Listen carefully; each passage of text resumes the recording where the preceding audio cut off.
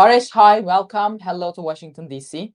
Hi, Nevşin. It's great to be with you. It's really great to be with you. Great having you too. Arash Azizi writes for The Atlantic, and you're specialized on Iran. You're following Iran, the political developments, strategic developments, right? That's right. That's right. Been Okay, following so recently. so what is the latest after this 12-day war? What do we know? What are Iranians saying? Have they lost their nuclear capability? Really? I mean, what are the facts? What are being said? Iran is in a really uncertain political time, and it's in a very difficult political time.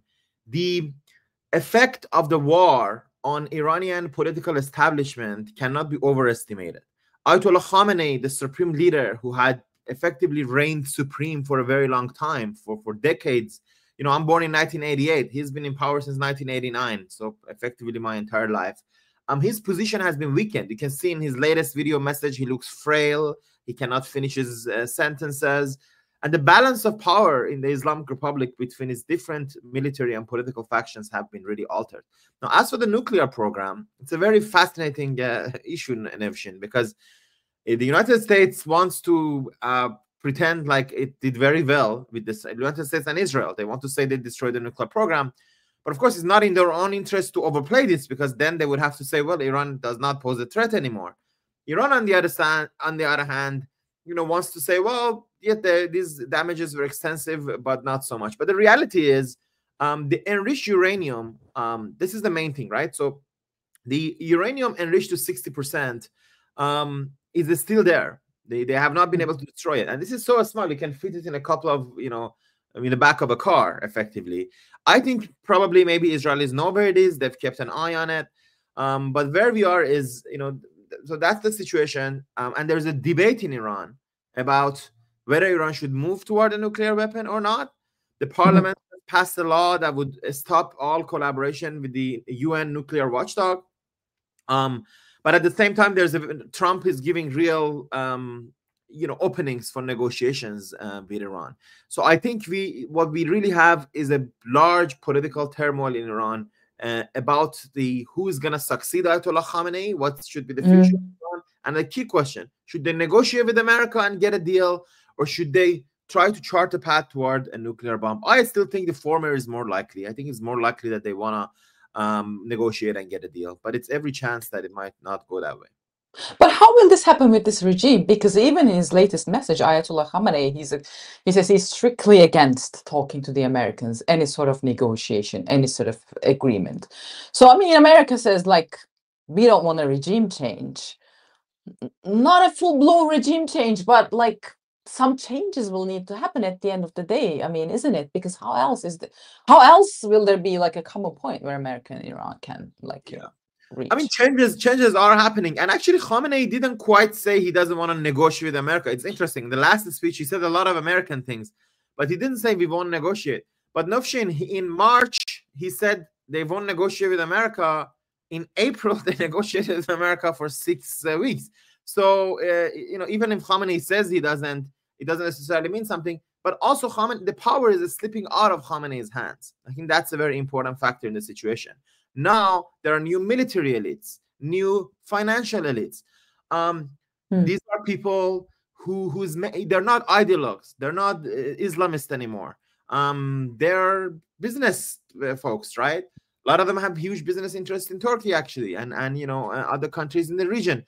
So, you know, they will be in the driving seat, and these are the people who will be able to make some sort of a deal with America. I mean, you know, it also, even under Khamenei, Iran had a major agreement with America in 2015.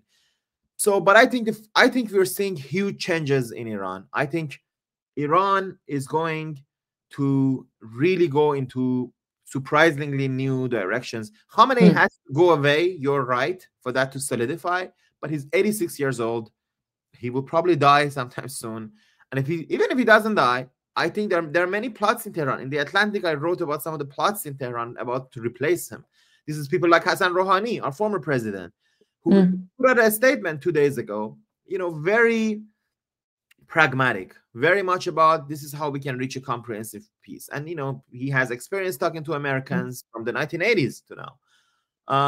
And I think I think it's quite likely that they can take Iran to that direction. The question is how much of the security bodies, revolutionary guards, people with the guns, they can bring behind them. And if not, how are they going to manage that? So that's why it's going to be a very tricky and, prolonged period of political turmoil in Tehran.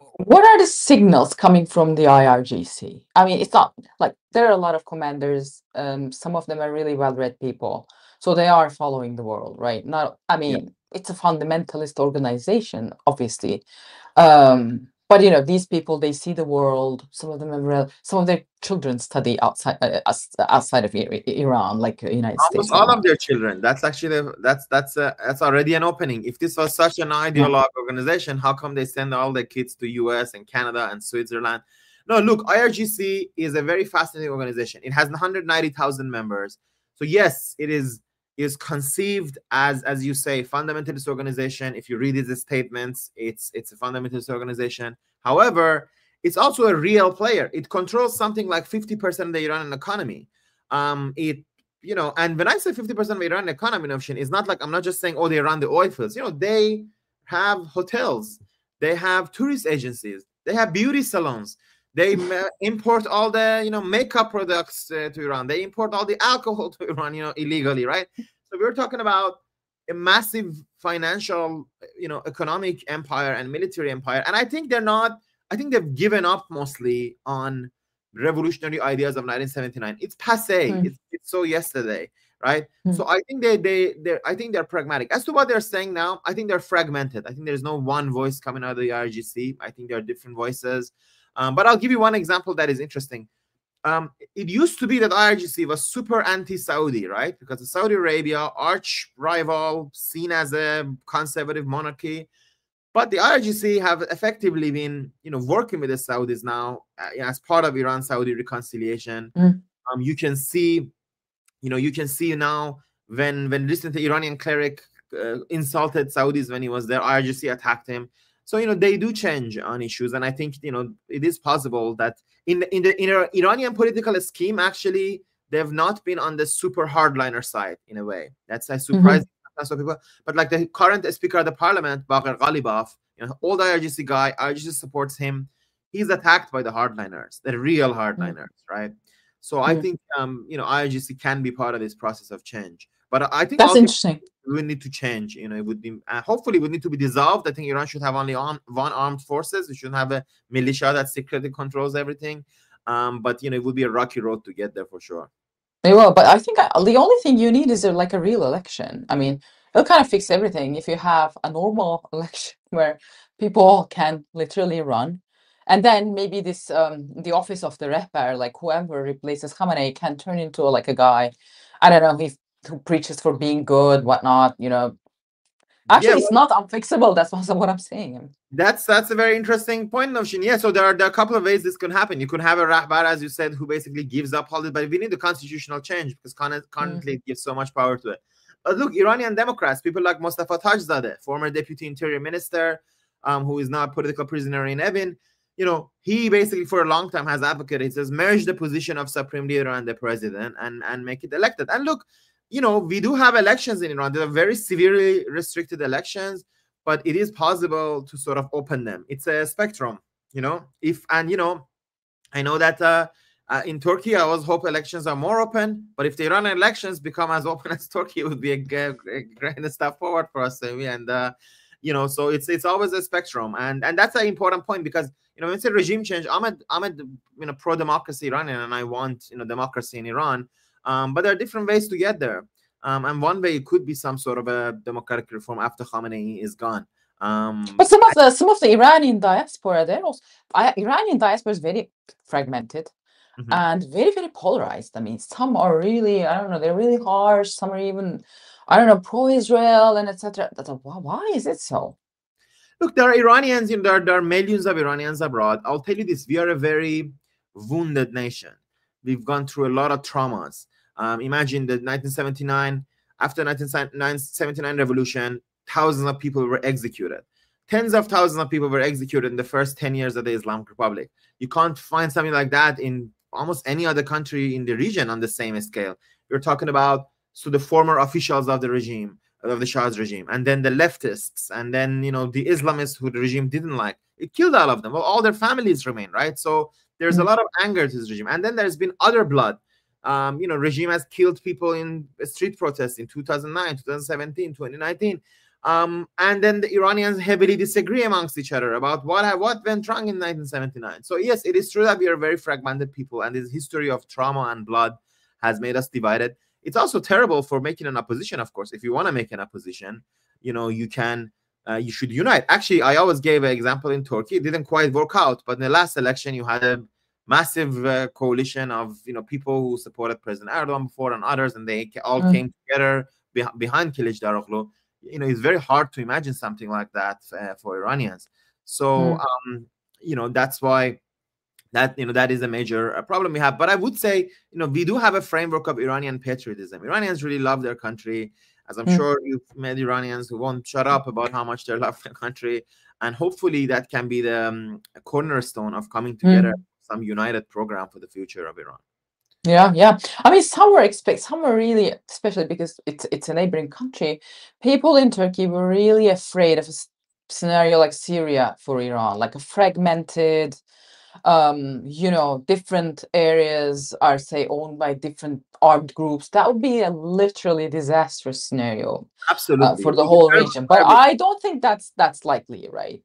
I don't think that's likely either. I think it's a very unlikely scenario, but it's all of our worry. It's absolutely the worst case scenario. I told everyone I want an Iranian democracy, but if it's a, you know, first of all, I want an Iran. Before it's a democracy, it needs to be Iran. It needs to be united Iran, right? So, you know, I think it's unlikely, but we were worried. For example, if during the strikes, Israel or the United States started supporting some of the ethnic militias that exist in Iran and empower them, and, you know, try to create conditions of civil war. For example, the west of Iran, you know, it's a mixed, you know, not unlike some parts of Turkey, it's a mixed Kurdish-Turkish region. The Kurdish and Turk in Azeris, that in Iran we call them Turks, right?